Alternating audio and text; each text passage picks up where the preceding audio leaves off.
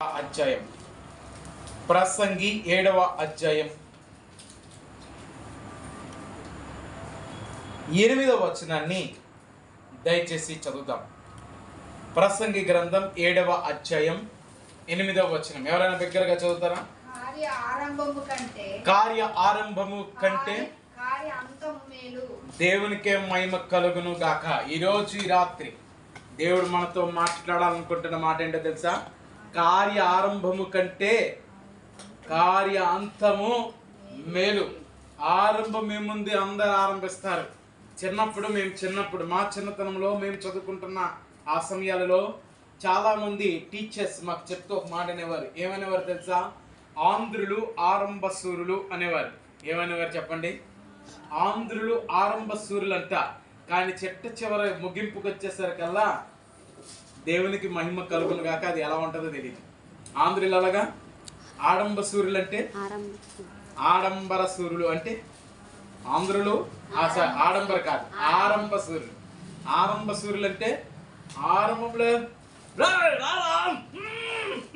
చప్పలు పైకి పెట్టేస్తారు.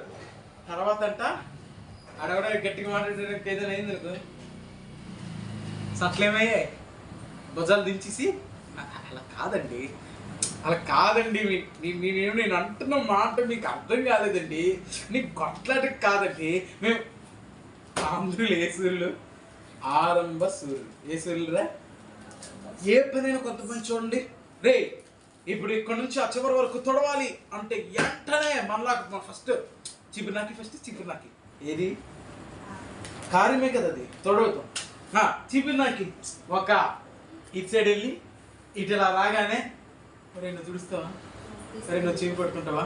మీ జీవితంలో జరిగిందో తెలియదు, మా జీవితంలో తర్వాత జరిగింది. అదే చెప్తున్నా. మళ్ళీ కార్యారంభము కంటే కార్యాంతము. ఓ రోజు ఒక వ్యక్తి 62 బట్టలు ఎట్టుకున్నాడంట. ముందు ఎన్ని బట్టలు? 62 బట్టలు. అతను లెక్కెట్టాడు. 62 బట్టలు మొత్తం ఒక 5 బట్టలు పెట్టుకున్నాడు. 5 వారం అంతా ఉతకలేదు. ఆ వారం ఒక్కరోజే పట్టుకున్నాడు. ఎందుకంటే మిగతా నలుగురు కూడా వివిధ పనిపాట్లలో ఉన్నారు. ఇతడు పట్టుకున్నాడు. ఎలాగైనా సరే ఒక్కడిగా ఉన్నాడు, ఒంటరిగా ఉన్నాడు. ఎలాగైనా సరే ఈ వారం బట్టలు ఈ రోజు మధ్యాహ్నము 2 గంటలకు ప్రారంభం చేసి త్వరగానే ముగించాలనుకున్నాడు. ఏం చేసాడు? ఆరంభంలో ఒక్కొక్కటి నీట్గా జాడిస్తూ మంచిగా ఉతకడం ప్రారంభించాడు. మధ్యలోకి వచ్చిన తర్వాత ఉంటుంది అసలు కథ.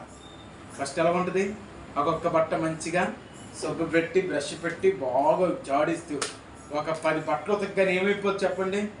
ఇంకెన్ని బట్టలు ఉన్నాయా? పైపెచ్చి అతడు లెక్కించడం అలవాటు అంట. 1 2 3 62 బట్టలు ఉన్నాయి. 62. ఇలా ఇంట్లో టీవీ ఉంది, అది బాధ. ఇంట్లో ఏముంది? కొంతమందికి ఆ టీవీ మీద ఉంటుంది మనసు అంతా.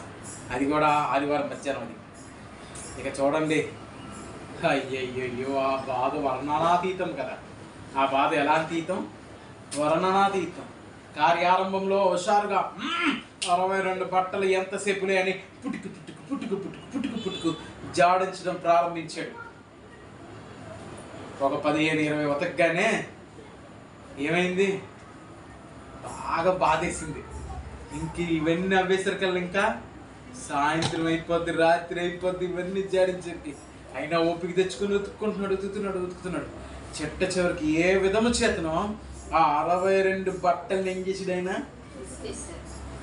ఇప్పుడు చెప్పండి, కార్యారంభములో చాలా అద్భుతంగా ఉంది. కార్యాంతానికి వచ్చేసరికల్లా ఏదో విధంగా ముగించాడు. కాబట్టి దేవుని స్తోత్రం. ముగించిన వ్యక్తి ఎవడో కాదు, నేనే. అందుకే ఇంత నీట్గా చెప్పేద్దాను. చాలా మంది ఇది కట్టు కథ అయ్యి ఉంటుంది. ఎవడైనా 42 బట్టలు ఉతుకుతాడంటే ఉతికే. మరి ఏం చేస్తాను? నేను ఒక ఆదివారం పట్టుకున్నాను మధ్యాహ్నం 2 గంటలకి. నాకేమో టీవీ ఎదురుగా ఉంది. ఆ టీవీ చూడటం నాకు ఇష్టం. అప్పటి కాలంలో నాకు అది ఇంకా దాని నుంచి విడుదల పొందలేదు. నాకు నెలకి దేవుని స్తోత్రం అది త్వరగానే విడుదలైపోయింది. ఎందుకు టీవీ చూడాలి? ఏదో మ్యాచ్ ఏదో వస్తుందో అనుకుంటా. ఆదివారం మధ్యాహ్నం, ఆదివారం కూడా చాలా బ్యాట్లు జరుగుతుంది మా కాలంలో. నా పెళ్ళి అయిన కొత్తలో అది వారం రోజు బట్టలు ఉతకలే. మేము ప్రతిరోజు బట్టలు ఉతకకుండా ఆ వారం ఆపాం. ఆ వారం ఏదో అటు ఇటు ఇల్లు షిఫ్టింగ్లు అవ్వటం వల్ల వారం ఆపాం బట్టలు. వారం బట్టలన్నీ కూడా ఏం చేసాం? ఉతకడం ప్రారంభించిన మధ్యాహ్నం. కార్య ఆరంభం కంటే కార్యాంతం మేలు కదా. అంతే ఎండబెట్టేసరికల్లా సాయంత్రం 4:30. ఆ 4:30కు ఫోన్ వచ్చింది, బాబు పరిచయకి బయలుదేరి రా. దేవుని స్తోత్రం కలుగును గాక. ఆదివారం సాయంత్రం మధ్యాహ్నం ధర్మవరం వెళ్ళాను. ఫస్ట్ టైం నేను వెళ్ళాను ధర్మవరం అనే ప్రాంతానికి. ధర్మవరం పేరున్నారా? ధర్మవరం అనంతపురం దగ్గరలో ఉంది. 35 కిలోమీటర్ల దూరంలో ధర్మవరం ఉంటుంది. అప్పుడు మేము అనంతపురం ఉండేవాళ్ళం. ఇప్పుడు చెప్పండి, కార్యారంభము కంటే కార్యాంతము. ఇల్లు కట్టడం ప్రారంభించడం ప్రాముఖ్యం కాదంట, ఇల్లు పని అంతా ముగించటము చాలా ప్రాముఖ్యము. చెప్పండి అందరూ. మీకు విషయం తెలుసా? దేవుని వాక్యం ఫిలిప్పీలకు రాసినటువంటి పత్రిక 1వ అధ్యాయం 4వ వచనాన్ని దయచేసి చదువుదాం. ఫిలిప్పీలకు రాసినటువంటి పత్రిక 1వ అధ్యాయము 3 నుంచి 6 వచనాలు కలిపి ఉంటాయి. చదువుదాం. మీలో ఈ సత్క్రియను ఆరంభించిన వాడు యేసు క్రీస్తు దినము వరకు దాన్ని కొనసాగించునని రూఢిగా నమ్ముచునని. ఎంతవరకు కొనసాగించాలంట సత్క్రియ? యేసు క్రీస్తు యొక్క దినము అంటే దేవుని రాకడ వరకు అనండి. ఎప్పుడు దాకా? దేవుని రాకడ వచ్చు అంతవరకు రాకడ. అందుకే మనము చాలా సమయంలో ఇట్టి ప్రార్థనలు చాలా మంది చేస్తారు. ప్రభువా, మా పోకడ నీ రాకడ ఆలస్యమైతే మరొక్కసారి మేమందరము కలుసుకున్నటకు కృప చూపించండి అని ప్రార్థన చేస్తారు. ఏమని ప్రార్థన చేస్తారు? మా పోకడ నీ రాకడ ఆలస్యమైతే. కానీ ఎక్కడ దాకా ఈ సత్క్రియ, మనం ఆరంభించిన సత్క్రియ ఎక్కడ దాకా వెళ్ళాలంట? యేసు క్రీస్తు దినం వరకు. ప్రియమైన వారలారా, కొంతమంది తమ జీవితాల్లో సత్క్రియను ఆరంభించారు, వారి కార్యాన్ని ఆరంభించారు, వారి కార్యాంతము మేలుతో అద్భుతంగా ముగించారు. వారు మేలుకరంగా మారారు, లేదా మేలుతో వారి జీవితాలను ముగించారు. ఎవరెవరు అలాగా చేశారో దేవుని వాక్యములో, బైబిల్ గ్రంథంలో నుండి మనము చూద్దాం. దేవునికి నామానికి మహిమ కలుగును గాక. మొట్టమొదటి వ్యక్తి ఎవరంటే నోవాహు. మనం అనేక మార్లు ఈ వ్యక్తి గురించి తలుచుకుంటూ ఉంటాం. చాలా సమయాల్లో మనం కొంతమంది పేర్లు వింటూనే ఉంటాం. వారు ఎవరెవరు చెప్పండి? నోవాహు, అబ్రహాము, దావీదు, పౌలు, పేతురు. తప్పకుండా వీళ్ళ పేర్లు ఎవరో వింటాం. యెషయా, ఇర్మియా, యెహెజ్కేలు ఇలా ఎప్పుడెప్పుడో వింటాం. కానీ వీళ్ళ పేర్లు తరచుగా విరివిగా ఎవరు మాట్లాడిన వీరి గురించి ఎక్కువగా మాట్లాడుతూనే, ఎందుకంటే వాళ్ళు పునాదులు అలాగ వేసేసారు గట్టిగా. ఎవరైనా సరే ఈ ప్రాంతానికి వచ్చి ఇల్లు ఎవరిదంటే ఏమంటారు? వెంకటేశ్వరం గారిదే అంటారు. ఎందుకంటారు ఆ మాట? పునాది చాలా ప్రాముఖ్యం. చాలా మంది పునాదులు మర్చిపోతున్నారు. ఏం మర్చిపోతున్నారు బుజ్జికన్నా? పునాది ఎలాగొచ్చింది, ఏ విధంగా ప్రారంభమైంది, పునాదులు ఎప్పుడు మరవకూడదో దయచేసి చెప్తున్నాను. పునాదులు ఎలాగ దేవుడు నన్ను పరిచర్యకు పిలిచాడు, ఎలా దేవుడు నిన్ను ఎన్నుకున్నాడు, ఎలా దేవుడు నిన్ను రప్పించాడు, ఎలాగూ జరిగితే నువ్వు ఇక్కడ నిలబడ్డావు అనేది ఎప్పుడు కూడా మర్చిపోవద్దు. ఎందుకంటే సాతానుకు ఉన్న ఆలోచన ఏంటో తెలుసా? పెళ్ళగించడం వాడికి ఇష్టం. ఎందుకని? మొక్కను పెళ్ళగిస్తూ ఉండండి. మీరు ఒక మొక్క నాటారు ఎప్పుడైనా, అది పెళ్ళగించుకు దగ్గర నాటండి. మళ్ళీ అది పెళ్ళగించుకు దగ్గర నాటి చచ్చిపోద్ది. సాతానికి ఎప్పుడు కూడా పెళ్ళగించడం ఇష్టం. అందుకే మనను ఏంటంట, పునాది ఎప్పుడు మరవకూడదు. పునాది ఎప్పుడు మరవకూడదు. ఓకే, దేవునికి స్తోత్రం కలుగును గాక. మీ పునాదులు మర్చిపోతున్నారా? పునాది అంటే నేను దేవుడికి ఇక్కడ పరిచయం, ఎక్కడిదో పెట్టుకుని మళ్ళీ రావద్దు. ఎక్కడ దానికి ఎలాగ నిన్ను లోపలికి చేర్చాడు, ఎలా ఈ సహవాసం ఇది ఇలాగ ఈ సహవాసం ఈ రీతిగా కూడుకోవటానికి దేవుడు ఏ విధంగా సమకూర్పునిచ్చాడో దానిని మాత్రమే గ్రహించాడు. అంతేనా? ఒకప్పుడు ఒక ఇంట్లో పునాది వేస్తాం, అది అయిపోయిన తర్వాత వేరే ఇంటికి వెళ్ళాల్సి వచ్చినప్పుడు ఆ ఇల్లు అక్కడ అప్పగించి వేరే ఇంటికి వచ్చి పునాది వేస్తామా? ఏమ్మా? ఇది ఎక్కువ స్త్రీల జీవితంలో జరుగుతుంది. వాళ్ళేమో పుట్టిల్లో పునాది వేసుకుంటారు, తర్వాత వాళ్ళు పెండ్లి అయిన తర్వాత అత్తారింటికి వస్తారు కదా, ఎవరు కూడా మామూరింటికి వచ్చారంటారు, అత్తారింటికి వచ్చారంటారు. అదేంటి విచిత్రం. మా మామూలు పరుగులు పోతారు వేసి రకం. మీ త్వరలో నేను కూడా మామ అవుతాను కదా, ఇప్పుడు ఒకప్పుడు అవ్వాల్సింది కదా. త్వరలో అయిపోతాను మామయ్యని, ఖచ్చితంగా అయిపోతాను. ఎందుకంటే మా కూతుర్లు నాకు కూతుర్లు అనబడుతున్న వాళ్ళు ఉన్నారు కదా, షారను, వీళ్ళందరూ కూతుర్లే కదా. వీళ్ళకి వివాహాలు అయ్యి అంటే ఖచ్చితంగా నన్ను ఏమని పిలవాలి? వచ్చినాడు మామయ్య అని పిలవాలి. మా చిన్నమామ గారు అంటారు, అది నీ త్వరలో అయిపోతాడు, నీ త్వరలో తాతగారిని కూడా అయిపోతాడు. ఇప్పటికే కొంతమంది తాతగారులు అమ్మమ్మలు కూడా అయిపోతున్నారు, త్వరలో అన్నీ అయిపోతాం. ఎందుకంటే వాళ్ళు 18, 19 ఒక 3-4 సంవత్సరాలు చాలా వేసి రక్తం నుంచి వాళ్ళ దేవుని చిత్తం బట్టి, దేవుని కృపను బట్టి ఎవరికి తొందరపాటు ఏం లేదు. కాబట్టి చెప్తున్నాను, త్వరగా తాతను అయిపోవచ్చు, త్వరగా వేసి రక్తమే జయం. అర్థమవుతుందా? అయినా అర్థమవుతుందా? కార్యారంభము కంటే యేసుక్రీస్తు దినం వరకు పునాదులు ఎప్పుడు మర్చిపోకూడదు. పునాదులు ఎప్పుడు గుర్తుపెట్టుకుని నేను ఎలాగ, అందుకే నీ ప్రారంభం బాగుంటుంది హుషారుగా. అయ్యా గారు సంగమా అందరం కలిసి ఒక తాటి మీద బాగా నడుద్దాము. సరస్వతి మధ్యలోకి వచ్చేసరికల్లా గాలి సముద్రములు చూచి ఏమైపోయాం పేతులాగా మునిగిపోసాగాము. అప్పుడు దేవుడు ప్రభువా అల్ప విశ్వాసి ఎందుకురా సందేహం అని ఆయన గద్దించిన స్థాయికి వస్తాం. వచ్చేది లేపితే వెళ్ళండి, వేసి రక్తం చేయాలి లేపకుండా ఉండరుగా. ప్రేమ అమ్మాయిడు దయమ్మాయిడు ఖచ్చితంగా లేపాడు. కానీ కార్యారంభము మన మొట్టమొదటి వ్యక్తి ఎవరు? నోవాహు. నోవాహు గురించి కార్యారంభం ఏమిటో తెలుసా? నోవాహుకి కార్యారంభం దేవుడే చెప్పాడు. నోవాహు నీకు ఒక కార్యాన్ని నేను అప్పగిస్తున్నాను. ఏంటి ఆ కార్యం? వాడను నిర్మించాలి. ఏంటి ఆ కార్యం చెప్పండి అమ్మా? వాడను నిర్మించాలి. మరలా చెప్తున్నాను, ఇప్పుడు ఎవరి గురించి నేర్చుకోబోతున్నాం? కార్యారంభంలో నోవాహు. నోవాహుకు దేవుడు ఏ కార్యం ఇచ్చాడు? వాడను చెప్పాలి, నిర్మించాలి. వాడను ఏం చేయాలి? నిర్మించాలి. కార్యారంభం ప్రారంభమైంది వాడను నిర్మించట్లో. ఎన్ని సంవత్సరాలు పట్టింది తెలుసా? చాలా మంది బైబిల్ పండితుల యొక్క అభిప్రాయం 120 సంవత్సరాలని. కానీ బైబిల్లో కొంచెం అటు ఇటుగా 100 సంవత్సరాలు అని నేను అనొచ్చు. 100 నుంచి 120 సంవత్సరాలు. 100 సంవత్సరాలు ఒక కార్యము జరిగిందంటే ఒక్కసారి ఆలోచించండి. ఎంత ఓపిక, ఎంత సహనము, కుటుంబ బాధ్యతలు ఎన్ని ఉన్నాయి అతని జీవితంలో. అన్నిటినీ ఎలాగా? అన్నిటినీ బ్యాలెన్స్ చేస్తూ, అన్నిటిని ఎలా చేస్తూ? బ్యాలెన్స్ చేస్తూ, సమతుల్యతను చూస్తూ. ఎందుకంటే ఒక పక్క వాళ్ళు తినాల రోజు బలం కావాలి కదా దిశాత్మానం సమకూర్చుకోవడానికి. మేబీ వారి దగ్గరలో ఉందేమో ఆ పెద్ద తోట కావచ్చు కాక, లేకపోతే దూర ప్రాంతంలో ఉందేమో కావచ్చు కాక. కానీ వాటికి అడుసుని పుయ్యాలా అంటే తారును పుయ్యాలి. దేన్ని పుయ్యాలి? తారు రోడ్డు ఉంది కదా, ఆ తారే ఎక్కడ నుంచో పెద్ద తారు అంటే ఎలా ఉంటుంది? తారు అంటే తారు రోడ్డే. ఆ తారు రోడ్డు అంటే తారు రోడ్డు అందులో నల్లగా జగడంలాగా ఉంటుంది కదా, తైలంలాగా. దాన్ని పుయ్యాలి. ఎందుకు? వాడలోకి నీరు రాకుండా ఉండాలంటే తారే పుయ్యాలి. అప్పటి కాలం మీకు వచ్చింది తెలుసా? మోషే తెలుసు కదా? తెలుసామా మీకు మోషే? ఎంతమంది తెలుసు మోషే? అందరికీ తెలుసు మోషే, ఇంచుమించుగా మన పక్కింటోడే.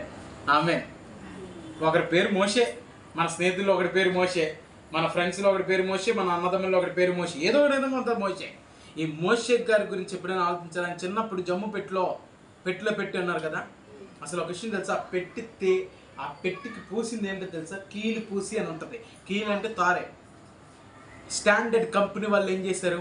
ఆ స్థాపకుడు అది చదివి ముందు ఈ నైలు నది ప్రాంతంలో ఎక్కడ ఇశ్రాయేలు నివసించేవారో తెలుసుకుని అక్కడికి వెళ్ళి బావులు తవ్వించాడు. స్టాండర్డ్ కంపెనీ నేడు ఉంది అంటే బైబిల్ చదువుట వలన. నీ బైబిల్ చదివితే ఏమొస్తుంది అంటే ప్రపంచ జ్ఞానం వస్తుంది. నీ నా దేవుని స్తోత్రం, నా బైబిల్ చదివితే ప్రపంచమే నీదవుతుంది. విశ్వసించాలి. కానీ దేశం యొక్క ఉన్నత స్థలంలో దేవుడు మనం లెక్కించబోతున్నాడు.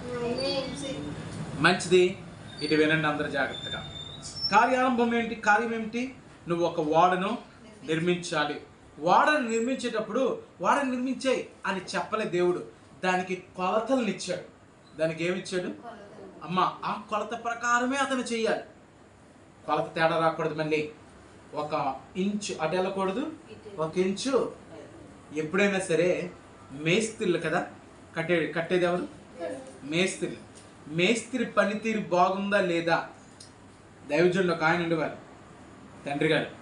ఆయన ఏం చేసేవారంటే ఇలా వచ్చి చూసి, నానా అది కొంచెం వాటం ఇటు వచ్చింది ఎక్కువ, కొంచెం వాటం సరిగ్గా పెట్టు. నాకు తెలిసిన ఒక మేస్త్రి గారు ఉన్నారు. ఎవరైనా కట్టడం వచ్చారు ఇంకో, అయ్యారండి ఏమనుకోద్దు మాట అంటా చెప్పండి, అది కొంచెం యువతలకు వచ్చిందండి. సరిగ్గా తూకం వేసే కట్టాడుగా? లేదండి, కావాలంటే తూకం పెట్టి చూడండి, ఇప్పుడు చూపిస్తాను మీకు. అని తూకం పెట్టి చూడు, అది తేడా వచ్చింది. ఇంత 1 2 ఇంచులు తేడా వచ్చింది, 1 ఇంచులు తేడా వచ్చింది. అంత పర్ఫెక్ట్. నోవాహు నీతికి వారసుడు కదా, అతనికి కొలతలు చెప్పగానే కొలత ప్రకారముగా, దేవుడు నీకు ఇచ్చే కొలత ప్రకారంగా కట్టుకుంటున్నావా? కార్యారంభమేమో కొలత ప్రకారంగా ప్రారంభమవుతుంది, మధ్యలో ఏదో ఒకటి తెచ్చి ఏదో ఒకటి పెట్టి ఇది మాట మీరు ఎప్పుడు అనలేదా? ఏదో ఒకటి చేసి పెడి ఎంతసేపు. ఫస్ట్ ఏమో బాగా నీట్గా ఆలస్యమైన అద్భుతాన్ని చూడాలి. మనకంత ఆత్రం ఆగదు కదా, ఆగుతుందా? మరి ఒక్క నిమిషం ఆగరంటే దొరికిందే తనువు. ఆత్రం ఏమవుదు చెప్పాలి నాన్న, పిల్లలు పెద్దలు చెప్పాలి. ఆత్రం ఆగుతుందా చెప్పాలి, ఆగుతుందా? ఇప్పుడే అయిపోవాలి. మా చిన్నప్పుడు సామెత అంటే స్వింగ్ అంటే నాకు అట్ట అనకూడదు, నేను మరి ఆ స్వింగ్ అని ఎందుకు అంటుందో తెలుసుకోని. స్వింగ్ అనేదంటే చాలా నాకు ఒకట్టు, అది స్వింగ్ అని ఎందుకు అంటుందో ఫస్ట్ తెలుసుకో. మంచి ఫస్ట్లో బాగానే వాడకడతాం, మనందరం వాడకట్టుకుంటాం. ఈ వాడ ఏ వాడ అంటాం, రక్షణ వాడ అని చాలామంది అంటాం. ఫస్ట్లో రక్షణలో బలిగా ఉంటుంది. అసలు ఆ ప్రార్థన ఏంటి, ఆ మోకాలు ఏంటి, ఆ విజ్ఞాపనలు ఏంటి, అమ్మో నీ అంత పరిస్థితిని ప్రపంచంలో ఎవరు దిగుతుంటాడు. ఎంత భక్తి, ఎంత అబ్బా. కొంతకాలం బాగా నడుస్తామో 3 జాబితాలు చెప్పాడు యేసయ్య. ఏ జాబితాలు చెప్పాడు తెలుసా? ఒక జాబితా ఏమన్నాడంటే రాతి నేలను పడిన విత్తనాలు అంటోనంట. రాతి నేలను పడిన విత్తనాలు అంటే ఏంటి తెలుసా? అమ్మ మీరు ఇట్టే చూడండి, మీకు ఎన్నిసార్లు చెప్పాను, ఇట్టే చూడండి. రాత్రి నెల పట్టిన విత్తనం లాగొద్దు మన జీవితాలు. ఎందుకంటే సాతాన్ని ఎత్తుకుపోతాడు వాక్యాన్ని ఎత్తుకుపోవాలనే సాతాన్ని ప్లానింగ్ అంట. అందుకే ఏదో ఒక డిస్టర్బెన్స్ చెప్తుంటాడు. నేను కూడా కొంతకాలం పట్టించుకోవట్లేదు. అప్పటి నుంచి బాగుంది నా మైండ్స్ ప్రశాంతంగా. తర్వాత దేవుని స్తోత్రం మోకలేసి, ప్రభా నా బిడ్డలు జ్ఞాపకం చేసుకోవయ్యా, నీ కనికరం ఇయ్యే ప్రభు అని అడుగుతా.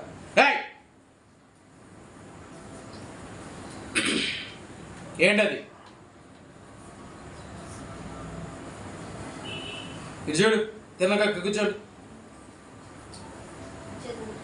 మంచిది, దేవుడు మిమ్మల్ని దీవించును గాక. రైట్, ఈ మాట వినండి. రక్షణ వాడ లేకపోతే మన నిరీక్షణ వాడ ఏదైనా పేరు పెట్టిన దానికి మంచి పేరు. రక్షణ కొరకే వాడ సిద్ధపరిచింది కాబట్టి రక్షణ వాడ. బాగా వినండి అమ్మా, ఈ మాట వింటున్నారా? వింటే హల్లెలూయా చెప్తారా? గుడ్. అయితే మన రక్షణ దినములలో కార్యారంభంలో అద్భుతమైన కార్యారంభం, సేవా పరిచర్యలో అద్భుతమైన సేవారంభం మధ్యలోనే వస్తుంది. అంత బాధంతా ఉడిదడుగులన్నీ మధ్యలోనే. ఉడిదడుగులన్నీ ఎక్కడ? మధ్యలోనే వస్తుంది. అన్ని బాధల మధ్యలోనే. ఇక బాధలు తట్టుకోలేక నా వల్ల కాదు కట్టడం, ఈ కట్టడం నేను కట్టలేకపోతున్నాను. ఈ కట్టడాన్ని నేను ఏం చేయలేకపోతున్నాను, కట్టుకోలేకపోతున్నాను. కనుక నేను ఎక్కడికి డ్రాప్ అవుట్ అవుతాను. ఏమవుతు చెప్పాలి, ఏమవుతు అంటే నేను ఇక్కడికి ఆగిపోతాను. పాట పాడతాం మళ్ళీ. ఆగిపోరు నేను సాగిపోతున్నాను, పోరాటం ఆత్మీయ పోరాటం, చివరి శ్వాస వరకు పోరాటం ఆగదు, సాగిపోతున్నాను సిలువను మోసుకొని నా గమ్య స్థానానికి. రక్షణ ఆగిపోతుంది ఒక్కొక్కసారి, అటు ఇటు ఒడిదొడుకులు వచ్చేస్తుంది, పని చేయలేను. కానీ మీ క్వశ్చన్ తెలుసా? నోవాకి ఏ కర్ర వాడాలో చెప్పాడు. ఏ కర్ర వాడాలో అంటే ఏ కర్ర పడితే ఆ కర్ర వాడటానికి, దొరికింది వాడటానికి లేదు. ఏ కర్ర వాడాలో చెప్పాడు, కొలతలు చెప్పాడు, దానికి ఎన్ని అంతస్తులు ఉండాలో చెప్పాడు. 3 అంతస్తులు ఉండాలంటే. ఎన్ని అంతస్తులు? ఇప్పుడు చాలామంది 3 అంతస్తులు, ఆవరణము, పరిశుద్ధ స్థలం, వద్దులే, అంత పెద్ద బోధ అవసరం లేదు మనకి. కానీ 3 అంతస్తులు అని చెప్పాడు. లేదు ప్రభు, 1 అంతస్తు కడితే ఇప్పుడు నీకేటి నష్టం వచ్చింది అంటే దేవుడు చెప్పి చెయ్యాలంతే. ఇది కడుతున్నప్పుడు నాకు అంత గోలంతా మెట్ల దగ్గర వచ్చింది. ఎక్కడ వచ్చింది? మెట్లే. మీరు నన్ను అనుకోండి, నా దేవుడు దీన్ని ఇచ్చాడు. మన సనుగుట్టు వలన దీవెనలు కోల్పోతున్నామంట. సనగక ప్రార్థన చేస్తే ఎంత ఉత్తమం. మనం ఏం చేస్తామంటే రీప్లేస్మెంట్, ప్రార్థనకు బదులుగా సనగడం పెట్టుకున్నాం. అల్లది బాగాలేదు, ఇల్లు ఇది బాగాలేదు, అక్కడ ఇది ఉంటే బాగున్నాం, అక్కడ అది చేస్తే బాగుందని. కానీ ప్రార్థన చేస్తే ప్రభు తన కార్యం జరిగిస్తాడు కదా. ఫ్యాన్ ఇక్కడ వేయలేదు, ఫ్యాన్ అక్కడ వేయలేదు, వేయలేదా? పర్వాలేదు, ప్రార్థన చేద్దాం. దేవుడు ఎలా ఎప్పుడు వేయాలో ఆ కార్యాన్ని 3-4 నెలలు బాగాలాడితే ఈరోజు 2 ఫ్యాన్లు వచ్చాయి. 3-4 నెలలు బాగాలాడితే మెట్ల కోసం రోజు పైకి వచ్చి నువ్వు ఇది ఇస్తానంటున్నావు, మెట్లు ఎక్కడ కట్టాలి, మెట్లు ఎలా కట్టాలి నాకు తెలియట్లేదు, మెట్లు ఎలా కడతారు.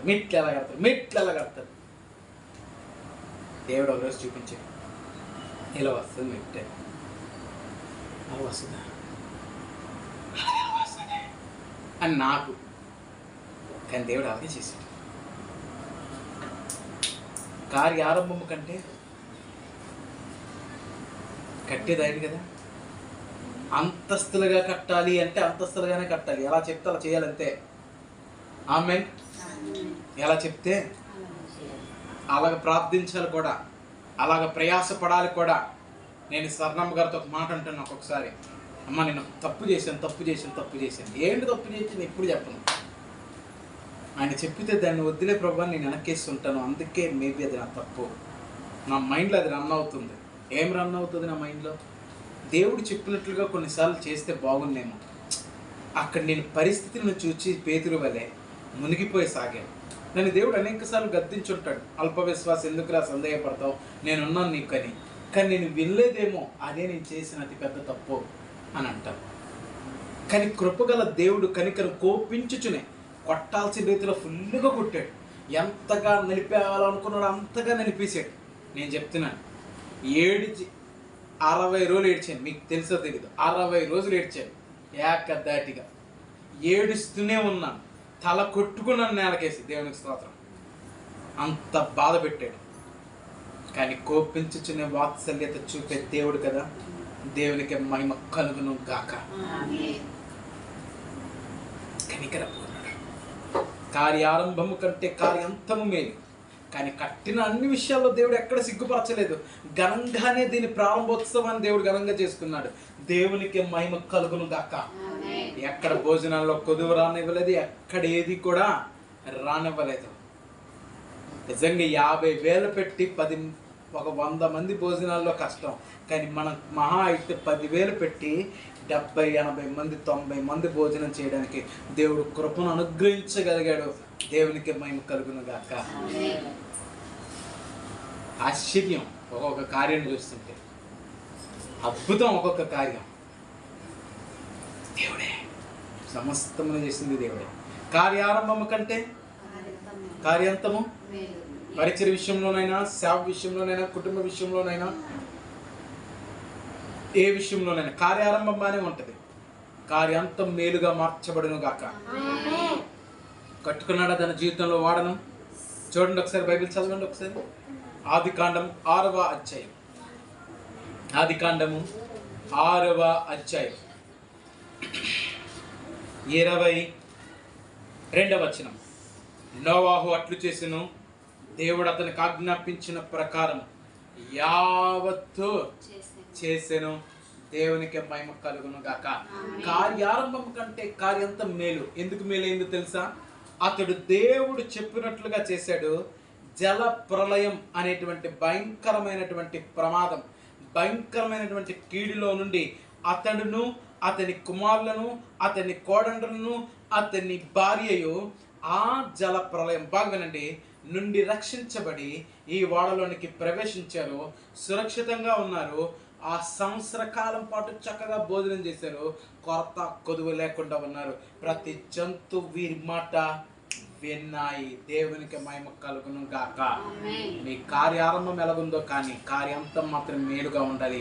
లేక నీవే మేలుగా అవ్వాలి. నీ అంతం అద్భుతంగా ఉండాలి. చాలా సేవకుల అంతము అద్భుతంగా లేదు లేదు లేదు నాకు అదే భయం. అంతం బాగుండాలని కోరిక. ఏముంది, మొదట్లో అంతా బాగానే ఉంటుంది, పరిచర్య అంతా చెట్ట చివరి బాగానే ఉంటుంది, చివరిలోనే బాగోదు. చాలా సమయాల్లో పరిచర్యలో ఏమండి తన తర్వాత ఎవరిని ఏర్పాటు చేయాలో, ఎవరిని ఎక్కడ నిలబెట్టాలో చాలామంది సేవకులు తెలియపరచకపోవటం వల్ల, అంతకుముందు చెప్పబడిన ప్రవచనాలు, అంతకుముందు చెప్పబడిన కొన్ని మాటలు వలన ఆ కార్యారంభం బాగానే ఉంటుంది. కార్యాంతంకి వచ్చేసరికి అది మేలుకరంగా కాదు, కీడుకరంగా, గొడవలుగా, రకరకాల ఏమండి సందేహాల రీతిలో, రకరకాల ఏమండి మనస్పర్ధలకు దారి తీస్తున్నాయి. కనుక ప్రతి సేవకుడు ప్రతి విశ్వాసి గుర్తుపెట్టుకోండి, నా అంతము కార్యాంతము, నా జీవితం అనే కార్య అంతము మేలుకరంగా ఉండాలని కోరుకోండి. దేవునికి మహిమ కలుగును గాక. మంచిది. రెండవ వ్యక్తిని మనము చూద్దాం. రెండవ వ్యక్తి ఎవరంటే సొలొమోను. ఆమేన్. ఎవరు చెప్పండి? సొలొమోను. మనందరికీ తెలుసు దావీదుకున్న ఆలోచన మందిరం కట్టాలని కదా. కానీ దేవుడు ఏమన్నాడంటే, నీకు కుమారుడు ఉన్నాడు, నేను సొలొమోన్ని ఇస్తాను, సొలొమోను మందిరాన్ని కడతాడు. దావీదు చెప్పాడు, ఆయన నా కుమారుల్లో సొలొమోనుని కోరుకుని ఉన్నాడు. సొలొమోనుకు కూడా హెచ్చరికలు చేస్తే, సొలొమోనా, నువ్వు దేవుని మందిరాన్ని కట్టాలి. కట్టబోతున్న మందిరము దేవునిది. ఎవరిది? దేవుని. ఆయన గాఢాంధకారంలో నివాసము చే దేవుడు అని చెబుతూ అతన్ని హెచ్చరిక చేశాడు. మంచిది. ఇప్పుడు దేవుని మందిరం దేంతో కట్టాలి? దేవదారు మ్రాణులతో కట్టాలి. శ్రేష్ఠ దేవదారు మ్రాణులతో కట్టాలి. బంగారం, ఆ దేవదారు మ్రాణులతో మొత్తం మందిరం అంతా బంగారంతో పొదిగించారు. మందిరం అంతా దేంతో? బంగారంతో పొదిగించారు. నేను ఒకే ఒక చేయలేకపోయినా నాకు ఇప్పటికీ ఒక బాధ. గోల్డ్ కలర్ వేయలేదు అని నా మనసు తపన. వేసి ఉంటే బాగుండు అని. కలర్ అయినా బాగుంటుంది కదా అని. ఆ గోల్డ్ కలర్ కూడా కాస్ట్ ఎక్కువే. ఇంత డబ్బు 350 రూపాయలు. అయితే ఏంటి ఈ స్తంభాలను ఈ గోడంతి బంగారంతో వేయబడి ఏమండి అక్కడ అక్షరములన్నీ కూడా చక్కగా వెండి అక్షరాలతో రాయాలని నాకు ఎంత ఆశ. ఎందుకంటే దేవుని మాటలు వెండి మూస కదా, అందుకని నాకు ఇష్టం. నేను ఏం చేస్తాను? ఆశను తప్పక దేవుడు నెరవేర్చబోతున్నాడు. నా దేవుడు గొప్పవాడే. నేను చెప్తున్నాను కదా అన్నయ్య, మనసులో ఒక చిన్నది. ఒక్కొక్కసారి ఈ దారిలో నేను ఎప్పుడైనా వెళ్తాను ప్రభా అన్నాను. ఒక రోజు మీరు నమ్మరు, 4-5 రోజుల్లో ఆ దారిలో నడిపించింది. వెళ్ళాల్సి వచ్చింది ఆ దారిలోకి. నేను ఒకసారి చిరాకు పట్టాను దేవుడు, నీకు ఇక అడిగితే తడువు నువ్వు ఇచ్చేస్తావు అని అన్నాను. ఈ దారిలో అందుకే నేను ఎప్పుడైనా ఈ దారిలో వెళ్తానా అని అన్నాం. ఎందుకంటే అన్నానా కార్యం జరుగుతుంది అంతే. అమ్మాయి ఆయన తన దాసుని ప్రార్థన తోసివేసే దేవుడు కాడు. అడిగానుగా, అడుగుతున్నా దేవుని, ఖచ్చితంగా కార్యం జరిపించేస్తాడు. ఆమె ఎలా జరుగుతుంది? ఏదైనా నా గమనం లేదు. విశ్వాసమే మనకు ఆధారం. మీరందరూ చూడబోతున్నారు. కృప కలుగును గాక. సొలొమోను మందిరాన్ని కట్టించబోతున్నాడు. కార్య ఆరంభము బాగానే ఉంటుంది. అందరూ పనిచేయడానికి సిద్ధంగా ఉంటారు. కార్య ఆరంభంలో అందరు ఇశ్రాయేలు ఏమండి ఆయా పరివారం అందరూ కూడా మ్రాణులు నరుకుతూ ఆ మ్రాణులు తీసుకొస్తున్నారు. ఒకవేళ సొలొమోనుకి ఎక్కడైనా ఒక సంవత్సరం అయిపోయింది, అయినా ఈ మందిరము ఇంకా పూర్తిగా అవ్వలేదు. ఎన్ని ప్లాన్ చేస్తున్నా, ఎన్ని చేస్తున్నా, మంచి జ్ఞానవంతుడు కదా. ఒకవేళ అలా అనుకుంటే మందిరాన్ని ముగించేవాడా? కార్యారంభం అందరికీ చాలా ఆసక్తిగా, అబ్బా దేవుని మందిరం కట్టబడిపోతుంది, ఇక మందసం అక్కడ ప్రతిష్ఠింపబడబోతుంది, ఇక యాజకత్వం ఆ మందిరంలో జరగబోతుంది. ప్రతి గోత్రపు వారు ఇక మీదట సంవత్సరములకు 3 మార్లు ఆ మందిరం దగ్గరకు వస్తారు, ప్రభుని ఆరాధిస్తారు, ఇశ్రాయేలు దేవుని మహిమను చూస్తారు. ఇశ్రాయేలు తేజో మహిమ నిలుచు స్థలముగా అది ఇంకా ప్రతిష్ఠింపబడబోతుంది. ఆహా, హల్లెలూయా. యాత్ర కీర్తనలు, పస్కా కీర్తన ఇవన్నీ పాడుకుంటా ఆనందించుకుంటా దేవుని మందిర ఆవరణమును చూడవలనని నా ప్రాణము ఆశతో తృష్ణ కొనుచున్నదని ఒక్కొక్కరి తృష్ణతో ఇక మీద ప్రవేశించబోతున్నారు. ఒక్కసారైనా సొలొమోనుకు కానీ ఒక్కసారైనా కట్టబడుతున్నా. అక్కడొకడు ఉన్నారు. ఎవరికి ఇచ్చారు? హీరామేనా? ఎవరున్నారండి ఆ మందిరం? బెసలేలు కాదు. అక్కడ ఎవరు? బెసలేలు కాదు. ఏంటి రెండవ దిన వృత్తాంతాలు చూస్తే తెలిసిపోతుంది ఎవరికి ఇచ్చారు అనేది.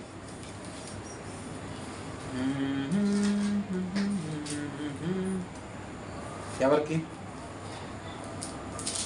హీరామ్ అనేవాడు తూరు రాజు అనే హీరామ్. కానీ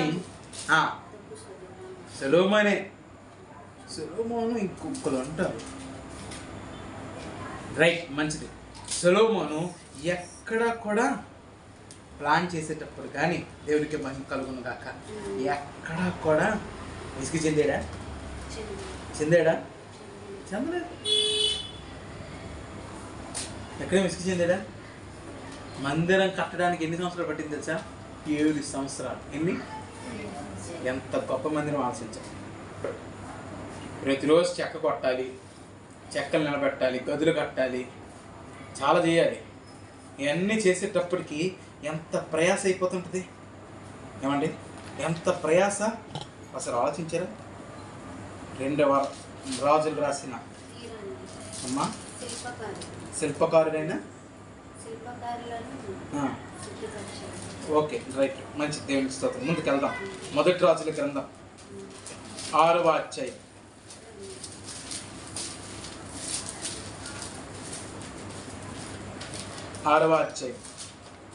38వ వచనం. 1 రాజుల గ్రంథం 6వ అధ్యాయం 38వ వచనం.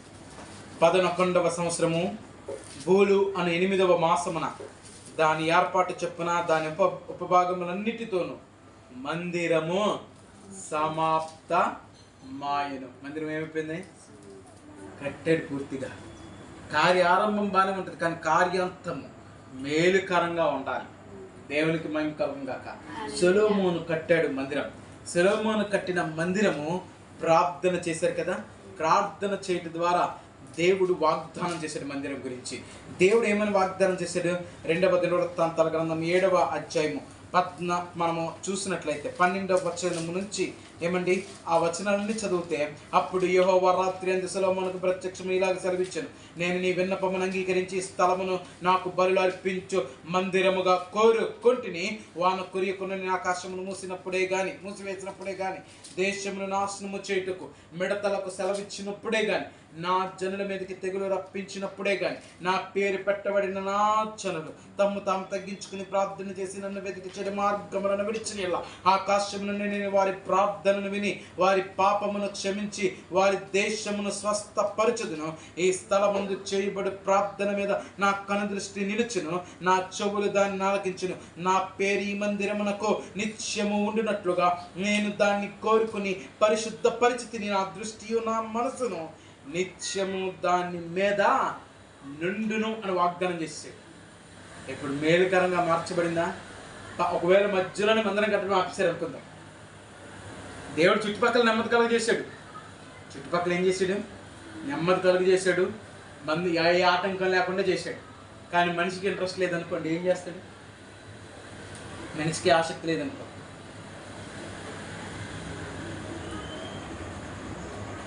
చూద్దాంలే ఎప్పుడైనా కడదాం, ఇప్పుడు నాకు ఓపిక లేదు అన్నాడు అనుకోండి సొలొమోను. ఎక్కడైనా శిల్పకారులు అన్నారనుకోండి, వడ్ల వారు అన్నారనుకోండి, ఏం పరిస్థితి జరుగుతుందా పని? మేలుకరంగా ఉంటుందా మందిరం? ఇప్పుడు మేలుకరంగా ఉంది. అందుకే దేవుని వాక్యం ఉంటుంది కదా, నీ మందిరం యొక్క సమృద్ధి వలన. హల్లెలూయా. మందిరం యొక్క సమృద్ధి మనం అనుభవించబోతున్నాం. అది మేలుకరంగా మార్చబడింది. కారణం కార్యారంభం కాదు, కార్య అంతమే అద్భుతముగా ఉన్నది. దేవునికే మహిమ కలుగును కాక. ఆమేన్. మరొక వ్యక్తిని చూద్దామా వద్దా? రూతు గారిని మనం చూద్దాం. ఈ సమయంలో ఎవరిని చూద్దాం? కార్యారంభము కార్యాంతము రూతు జీవితంలో ఏంటో చూద్దాం. కార్యారంభం ఏమిటంటే అది ఒక చిన్న వృత్తాంతం మీ అందరికీ బాగుగా తెలుసు. ఏమిటి? మోయాబు ప్రాంతానికి ఇశ్రాయేలు దేశం నుంచి ఒక కుటుంబం వెళ్ళింది. ఆ కుటుంబం ఎవరు? Elimelech, Naomi, Mahlon, Chilion. వారికి ఇరువురికి వివాహం చేశారంట. ఎవరితో తెలుసా? ఓర్ఫా రూతుతో. ఓర్ఫా రూతుకు వివాహం చేసిన తర్వాత మహలోను, కిలియోను 2 కొడుకులు ఏమైపోయారు? చనిపోయారు. చనిపోతే వాళ్ళు మాత్రమే కాదు, తమ తండ్రిని ఎలీమెలెకు కూడా చనిపోయారు. ఇప్పుడు 3 విధవరాండ్రులు ఉన్నారు. ఈ 3 విధవరాండ్రులు ఉన్నప్పుడు ఒక వార్త నయోమి విన్నది. దేవుడు దేశాన్ని దర్శించాడు, దేవుడు మరలా దేశాన్ని దీవించబోతున్నాడంటే ఆ తల్లి హుటాహుటిన తన దేశానికి వెళ్ళిపోవటానికి ఇష్టపడింది. వెళ్ళిపోతున్నప్పుడు కుమార్తెలారా అని తన కోడళ్ళతో చెప్తుంది, మీరు మీ ఇళ్లకు తిరిగి వెళ్ళిపోండి అని అన్నది. మీకు విషయం తెలుసా? రూతు చరిత్ర అంతా మోయాబు ప్రాంతంలో ఇప్పటికీ చెప్తారు. మోయాబు ప్రాంతంలో రూతు ఎవరు అని అడిగితే ఆమె ఎవరో తెలుసా? పెచ్చదవంతురాలు. ఎవరు? ఇంకా నిజం చెప్పాలంటే చిన్నపిల్లలంట తను నమ్ముకున్న దానికి బలి ఇచ్చేదంట రూతు. చిన్నపిల్లల్ని తాను నమ్ముకున్న దానికి వాళ్ళ నాన్న ఆ ప్రాంతంలో పెద్ద కాబట్టి పిల్లల్ని తీసుకొచ్చి బలి ఇవ్వాలంటే ఈమె తీసుకొచ్చిందంట బలికి. అలాంటిది రూతు. నేను చెప్తే షాకింగ్ ఉంది కదా, నేను కూడా ఇది విన్న తర్వాత షాక్ అయ్యాను. ఎంత భయంకరమైన తన జీవితాన్ని దేవుడు మార్చగలిగాడండి. నీ జీవితంలో మార్చలేడా? భయంకరులను మార్చగలడు, వేషధారులను మార్చలేడు. దేవుడు భయంకరంగా మార్చేస్తాడు, మూర్ఖులు మార్చేస్తాడు, తాగుబోతు వ్యభిచారం అందరినీ మారుస్తాడు. ఎవరిరా మార్చాడంటే వేషధారులనే మార్చలేడు. ఎందుకంటే వాడు ఏమంటాడంటే అయ్యా పక్కది దోమ గెలిపించుకుంటా అనుకో. ఇది ఇలాంటి దేవుడు ఎప్పుడు మార్చదు, ఎందుకంటే దేవుడికి ఆ క్యారెక్టర్ నచ్చదు. ఆయన మంచివాడు, దైవచుడు. కానీ ఏం చేస్తాను, నేను నా జీవితం తాగబోతాను, నేను ఇలాగే ఉంటాను అనుకుంటాడు. చూడండి, దేవుడు ఆయన ఏదో ఒకరోజు దర్శిస్తాడు, ఏదో ఒకరోజు దర్శిస్తాడు ఖచ్చితంగా. కానీ అలా కాదు, ముందు ఒక మాట వెనక మాట ఉన్నాడు దేవుడు దర్శించలేడు. ఎందుకంటే వాడి హృదయమే చెడ్డది. దేవుడు వారి వల్ల విసిగిపోతాడు దేవుడు వారి వల్ల. నేను చెప్తున్నాను, వేషధారికి ఎప్పుడు ఉండదు, వేషధారికి ఎప్పుడు ఉండదు. ఒకళ్ళ బ్రతకండి, ఒకళ్ళ ఉండండి. మనకు ఉన్నా కూడు, మనకు కూడు లేకపోయినా, మనకు అక్కడ స్థానం ఉన్నా స్థానం లేకపోయినా, మనకు పరిస్థితి ఉన్నా పరిస్థితి లేకపోయినా, ఒక్కలాగే ఒకే మాట ఒకే పలుకు మన క్రైస్తవ జీవితంలో ఉండాలి. అది అంతేగాని మాటకో తీరుని బట్టి మాట, పరిస్థితిని బట్టి మాట మారకూడదు. ప్లీజ్గా మారకూడదు, దయచేసి చెప్తాను. నేను రూతు తన జీవితంలో అలాంటి భయంకరమైన పరిస్థితిలో నయోమి దగ్గరికి వచ్చినప్పుడు నయోమిని వదిలిపెట్టలేదు. ఎందుకో తెలుసా? నయోమి పరాయి దేశంలో ఉంది కానీ ప్రభువును మాత్రం విడిచిపెట్టలే. ఆమె లేకపోతే దేవుడు ఎందుకు ఆమెకు ఆ వార్త తెలియపరుస్తాడు. ఆ వార్త తెలియపరచబడింది, దేవుడు దేశాన్ని దర్శించాడని బయలుదేరింది. అమ్మ మీరు వెళ్ళిపోండి అంటే ఓర్ప అత్తను ముద్దు పెట్టుకుంటూ వెళ్ళిపోయింది. కానీ రూతు అత్తను ఏం చేసింది? హత్తుకుంది. ఈ విధవరాల దగ్గర ఏం తిండి ఉంటుంది? రేపు పొద్దున ఊరు వెళ్తుందంట. బాబోయ్ మనకేం పెడుతుంది తిండి? మా నాన్న ఇల్లు ఫుల్ డబ్బు. మా నాన్న ఇంట్లో ఏముంది చెప్పాలి? ఫుల్ డబ్బు. అంతేనా? దేనికైనా కొదువా లేదు. ఏదైనా తినొచ్చు, ఏదైనా చేయొచ్చు. నేను పిల్లలకు చెప్తాను ఒక్కొక్కసారి, చాలా జాగ్రత్తగా ఉన్నాడు, ఒక దగ్గరే ఉన్నాడు రాని. ఎందుకంటే తెలుసా మాట, స్థిరత్వంలో రావడానికి కొరకే, అంతేగాని ఇంకేదో విషయం కాదు. జాగ్రత్తగా ఉండండి, మంచిగా ఉండండి, ఉన్నా లేకపోయినా ఒకలాగా ఉండండి. అలా ఉండడం ఎప్పుడైతే మీరు అలవరుచుకుంటారో మిమ్మల్ని ఎవరు చూస్తారు? నేను చూడకపోవచ్చు, పెద్దలు చూడకపోవచ్చు, సంఘములు చూడకపోవచ్చు, సమాజం చూడకపోవచ్చు, కానీ దేవుడు చూస్తాడు మిమ్మల్ని. చూచిన ఆ చిన్న బిడ్డతో సమయంతో ఏం చేయాలనుకున్నాడు దేవుడు? వీడితో మాట్లాడితే పని అవుతుంది, వీడిని దర్శించాలి ఈ రాత్రిని. సమయాలను పిలిచాడు దేవుడు. నిన్ను కూడా అలా పిలవడానికి ఇష్టపడుతున్నాడు. మనసు దేవుని వైపు పెడితే ఎక్కడ పండుకుంటున్నాడు? బలిపీఠం దగ్గరలో దేవునికి దగ్గరగా పండుకుంటున్నాడు. దేవుని దగ్గరగా ఉండు, దేవుడిని దర్శించబోతున్నాడు. జనములకు ప్రవక్తగా నేను ప్రతిష్ఠించాలని, బెర్షెబా మొదలుకొని దాని వరకు నువ్వు ప్రవక్తగా స్థిరపడాలని దేవుని ఆశ. ఆయన ఆశను నెరవేర్చవా? దయచేసి చెప్తున్నాను. మండాలి, ఆత్మ మండాలి, చిన్నప్పటి నుంచే మండేవాడిని నేను. అలా చిన్నప్పుడు నాకు ఇలాంటి ప్రసంగాలు ఏంటంటే అసలు మామూలు రాత్రి నాతో మాట్లాడేవాడు నా దేవుడు. చెప్పేవాడిని ఇలా జరగబోతుందని. కొంతమంది నోరు చేయలేనివారు కాదు, ప్రవక్తగా దేవుడు స్థిరపరచాలనుకున్నాడు. ఇలా జరుగుతుంది, ఇలా జరగబోతుంది. మరి నువ్వు చెప్పినట్టు మంచి జరిగితే అందరూ ఆనందించేవారు, కానీ చెడు చెప్పింది కూడా జరిగింది అనుకో, నీ నోరు చేయలేనివారు. ఎవడు ఇన్నన్నా అనియండి, వాళ్ళకి అర్థం కాలేదు, నాకు కూడా ఆ రోజు అర్థం కాలేదు. కానీ రాను దినదినం అయితే అమ్మాయిలాగా అవ్వబోతుంది, కిడి నీకు సంభవించబోతుందంటే సంభవిస్తుంటే అమ్మో ఎందుకు సంభవించింది? ప్రవక్త చెప్పాడు. దేవుడు అలా స్థిరపరచాలనుకుంటున్నాడు. దేవుడికి స్తోత్రం. ఈ రూతును దేవుడు స్థిరపరిచాడు. అమంటుంది కార్యారంభంలో, అత్త నీ దేవుడైనా దేవుడు, నీ జన్మేనా జన్ము, నీ ఎక్కడ చచ్చిపోతే నేను అక్కడే చచ్చిపోతాను. రూతు కార్యాంతము మేలు. ఎందుకో తెలుసా? ఎక్కడ బ్రతికిందో, నయోమి ఎక్కడ చనిపోయి పాత పెట్టబడిందో, రూతు కూడా అక్కడే పాత పెట్టబడింది. కార్యారంభంలో నటక ప్రారంభమైంది. నటక ప్రారంభమై వస్తున్నప్పుడు మధ్యలో ఎక్కడ కూడా సంకోచం లేదు. వచ్చింది, అయ్యో నన్ను నయోమని పిలవద్దు, నన్ను మారా అని పిలవన్న అందరికీ. ఏంటత్త మధురముగా ఉన్న జీవితాన్ని మారా అంటున్నావు అనలేదు. అత్త నీ సెలవైతే, నీకు ఇష్టమైతే నేను పొలంలో పనిచేసి వస్తానే. ధనవంతురాలైన రూతు అంటుంది మాట. ఆ నాన్నలు చాలా పెద్ద డబ్బున్నది. మన దగ్గర ఏమున్నా లేకపోయినా పెద్ద పోసి కొడతారు ఒక స్త్రీ వచ్చి. మీరు కాదు అమ్మా, మీరు కాదు. చాలా స్త్రీలు ఇలా పోసి కొడుతుంటారు. ఆ నాన్న పెద్ద ఏం ఉండదు, వచ్చేమంటారు తెలుసా, మా నాన్న గురించి నీకు స్తోత్రం, ఏసయ్యం దేవుడికి చూసి అలాంటి వాళ్ళు అందరూ మార్పించుకుంటారు. అంత గొప్పది, అంత గొప్ప స్త్రీ ఎక్కడ కూడా అర్థం కించపరచలేదు.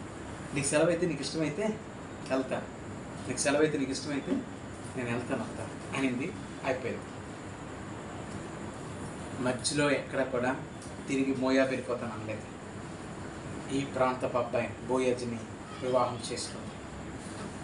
ఆమె కార్యాంతం ఏంటో తెలుసా, కుమారుని కన్నింది, ఓబేదుని. ఎవరిని కన్నింది? ఆ సంతానంలో నుండి యేసుక్రీస్తు ప్రభువు వచ్చాడు. ఆమె సంతానంలో నుండే యేసు వచ్చాడు.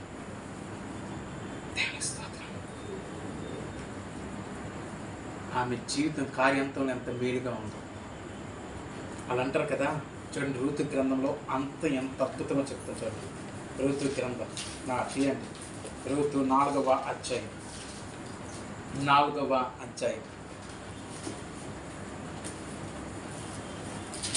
ఏమన్నారో చూడండి.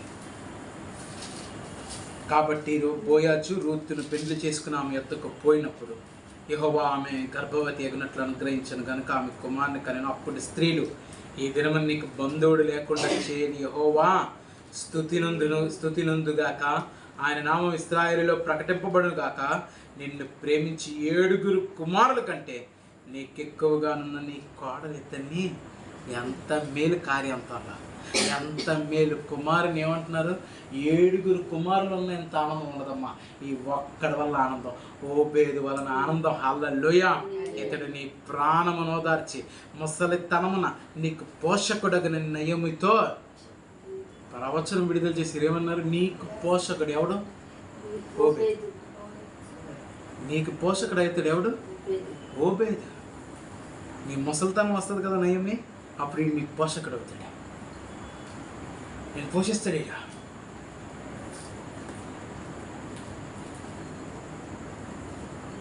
ఎంత అద్భుతం చూడండి. అక్కడ నీ ప్రాణాన్ని ఓదారుస్తాడు. కార్యారంభం ఎంత అద్భుతంగా, కార్యాంతం వరకు ఆమె నిలబడింది. కాబట్టి అందుకే దేవుని వాక్యం ఉంటుంది, అంతము వరకు సహించువాడే ధన్యుడే, రక్షింపబడిన. అంతం వరకు సహించువాడే అంటే మధ్యలో వదిలేస్తే రక్షణ పోతుందని అర్థం. దేవునికి మహిమ కలుగును గాక. 4వ వ్యక్తిని చూద్దామా? 4వ వ్యక్తి ఎవరో తెలుసా? అపోస్తలుడైన పౌలు. ఎవరండి? చదువుదాం. తిమోతికి రాసిన 2వ పత్రిక, 4వ అధ్యాయం. మనందరికి తెలిసిన సుపరిచితమైన వాక్యము 7వ వచనము. చూడండి, మంచి పోరాటము పోరాడి తిని నా పరుగు కడ ముట్టించి తిని. చాలు, నా పరుగు స్టార్ట్ చేశాను. కార్య ఆరంభం. నా పరుగు నేను చేశాను, స్టార్ట్ చేశాను. ఇక నేను పరిగెడుతున్నాను. పరుగెత్తేదా పిలుపుకు తగిన బాబు. పరిగెడుతున్నాను. నేను పరిగెడుతున్నాను. పరిగెట్టి పరుగు పంతెంలో నా శరీరాన్ని నలగొట్టుకుంటున్నాను, దాన్ని లోపరుచుకుంటూ. నిజంగా ఎన్నో భయంకరమైన పరిస్థితులు నా జీవితంలో అలుముకున్నప్పటికీ, ఉపద్రవములు వచ్చినప్పటికీ, నిందలు వచ్చినప్పటికీ, ఆపదలు వచ్చినప్పటికీ, కొట్టబడినప్పటికీ నా పరుగును మాత్రం కార్యాంతం మాత్రం మేలు. నిజంగా మేలు కాదా? అపోస్తలుడైన పౌలు జీవితం ఎంత మేలంటే అంత అద్భుతం. తిమోతిని ఏర్పాటు చేసి మేలుకరంగా ఈరోజు ప్రపంచ యావత్ సంఘాలన్నిటికీ పౌలు మేలుకరంగా మార్చబడ్డాడు. ఒకవేళ పౌలే కడముట్టించకపోతే తన పరుగును, పరిస్థితి ఏంటి? ఇలా చదివే వాళ్ళం కాదేమో దేవుని వాక్యము. ఎంత అద్భుతమైన విషదత మనకు ఉండేది కాదేమో. ఎందుకంటే పౌలు ధర్మశాస్త్రం నుంచి యేసు క్రీస్తును ఎలాగ చూపించాలో ఆయన మాటల్లోనే మనం చూడగలుగుతాం. ఆమేన్. దేవునికి మహిమ కలుగును గాక. ఆఖరిగా ఒక వ్యక్తి చూపించి నేను ముగించేస్తాను. 5వ వ్యక్తి ఎవరో తెలుసా? యేసు క్రీస్తు ప్రభువు. ఆయన కార్యారంభం 33.5 సంవత్సరాలు, 30 సంవత్సరాలు పరిచర్య ప్రారంభించాడు. పరిచర్యను ఏం చేశాడు? అద్భుతంగా ప్రారంభించి ఆఖరిలో గెత్సేమనే తోటలో ఆయన చేసిన ఒక ప్రార్థన ఉంది. ఏం ప్రార్థన తెలుసా? తండ్రి, సాధ్యమైతే గిన్నె నా నుండి తొలగించు, నా చిత్తం కాదు నీ ఇష్టమే. కానీ ఈ ప్రార్థన చేసేటప్పుడు నేను చేయలేను అనే భావనే కదా, నేను చెయ్యను అనే భావనే కదా. అయినప్పటికీ ఎందుకు కార్యారంభం ఏంటైంది? నువ్వు చనిపోవటానికి. ఇదిగో పుస్తకపు చుట్టలో నీవు నన్ను గురించిన రాయబడిన ప్రకారం ఇదిగో దేవా నీ చిత్తము నెరవేర్చుటకు నేను వచ్చాను. దేనికి వచ్చావు? చనిపోవటకు. అనేకుల కొరకు విమోచన క్రయధనముగా తాను మారుటకు వచ్చాడు. కానీ అద్భుతం, దేవుని చిత్తం చేయడానికి యేసయ్య ఇష్టపడ్డాడు. దేవుని చిత్తమును జరిగించాడు. ఆఖరిలో యోహాను సువార్త 19 ఏమంటాడు తెలుసా? 30 వచనంలో సమాప్తమైనది అని చెప్పాడు. తాను చేయవలసిన పనిని, కార్యాంతమును సమాప్తము చేశాడు. ఈరోజు ప్రజలందరికీ మహా సంతోషకరమైన శుభవర్తమానం, లేకపోతే మహా సంతోషకరమైన రక్షణ సువార్త వినబడుతుందంటే కారణము ఆయన సమాప్తమైనదని చెప్పుట వలనే. ఒకవేళ ఆయన కార్యమును కానీ ముగించకపోతే నేడు అశోక్ ఎక్కడ లేడు. మీలో ఎవరునూ లేరు, మనలో ఎవరునూ లేరు. ఎవరి దారి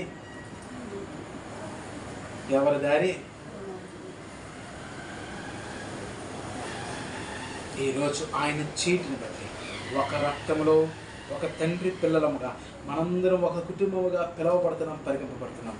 అది ఎంతో మేలుకరంగా ఉంది. దేవునికి మహిమ కలుగుగాక. ప్రార్థన చేసుకుందాం.